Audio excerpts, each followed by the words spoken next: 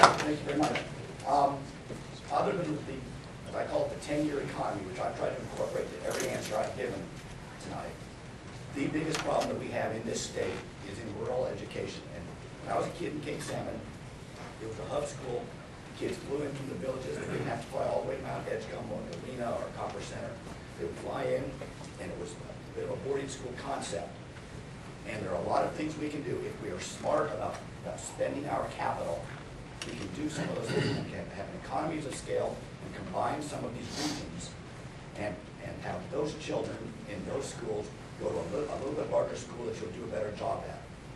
In, I believe it was 81, the state was flush with cash, and there was a lawsuit, the Molly Hooch lawsuit.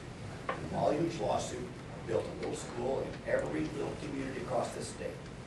And in my view, we have the worst system now. It's the worst of both worlds. We do a lousy job of educating those children, and it's hugely expensive. It's the worst of both worlds, and that decision, even the attorneys that litigated that on behalf of the children will admit it was the wrong answer. And we have not had the political courage to try to address that. And this won't be, as governor, it will not be a top-down, my way or the highway approach, but we have to address the mayors, the parents, the hub schools, because what we're doing isn't going to work. And throwing more money at those little Molly schools will be a failure. So if you want to do something that is actually real, you can consolidate some into a regional hub school, and you can invest heavily in technology. Those are the two real-life answers to the biggest problem that we have in this state. Thank you, Mr. Samuels. And for our last question, we'll start with Mr. Walker. When was the first time you became interested in politics, and why are you interested in politics today? Well, I guess when I was mayor of Valdez when I was 27, I guess I was interested a bit. Since then, I have not been. I've stepped away, and I've been in the private sector. I've been busy raising a family, starting businesses, employing people, signing paychecks, being in the private sector. What was the turning point for me in what I'm doing today is when one of our sons is going to dental school in Denver. He called me, he said, Dad, he said, you know a lot about the economy of Alaska, you do all this oil and gas stuff. He said, it's okay, right to come back to Alaska, correct? I had to pause. That's tough.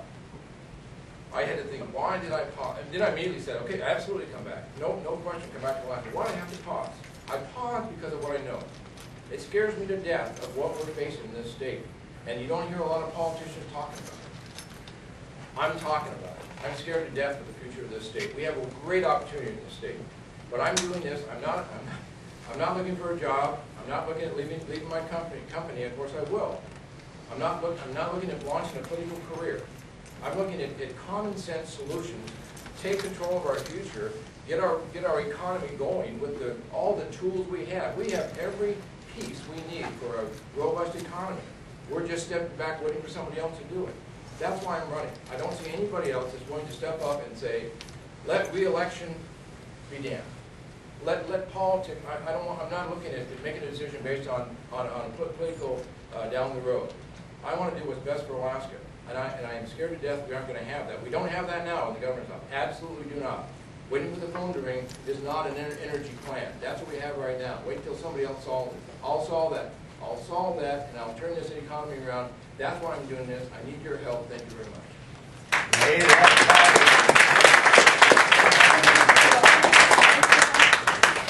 The question was?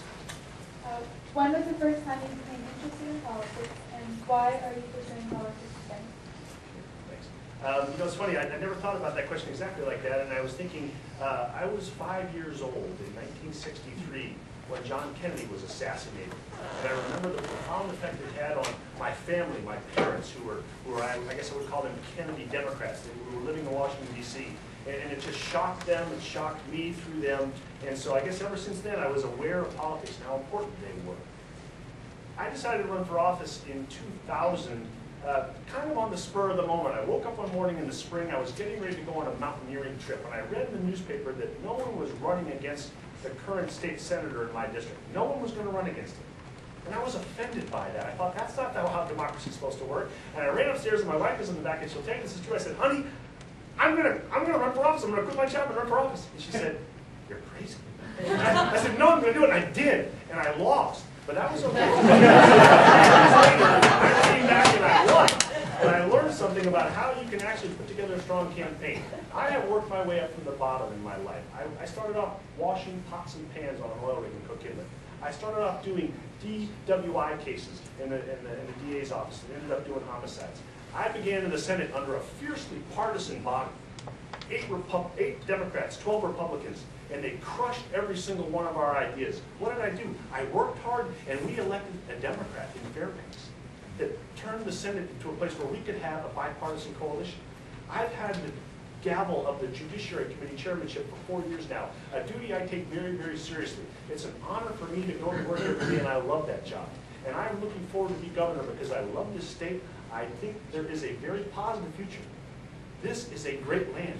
I believe things are, I was just in there. I really believe that we can have fair energy plan, a great education system, and a safe place for us to raise our families. And that's what's motivating. Thank